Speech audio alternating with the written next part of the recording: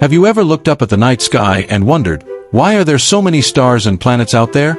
Scientists tell us there are billions of planets in our galaxy alone, and some even say there might be life on some of them. But what does the Bible say? Did God create all those planets, and if so, why? Let's get to the bottom of this fascinating question together. The Bible starts with these powerful words in Genesis 1 verse 1. In the beginning, God created the heavens and the earth. The phrase, the heavens, doesn't just refer to the sky above. It includes everything in the universe, the stars, planets, galaxies, everything we see and can't see. Psalm 19 verse 1 reminds us that the heavens declare the glory of God, and the skies proclaim the work of His hands.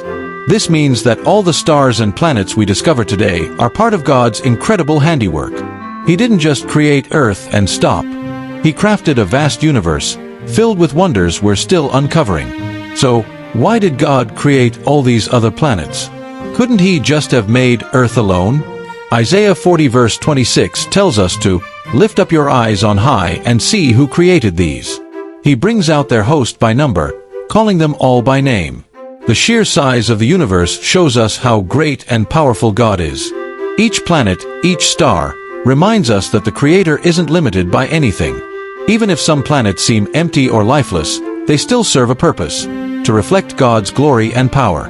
Here's a question that sparks curiosity. Did God create life elsewhere? The Bible doesn't specifically say. Its main focus is on Earth and God's relationship with humanity.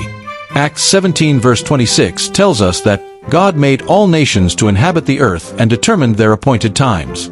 This shows Earth is unique and central to God's plan.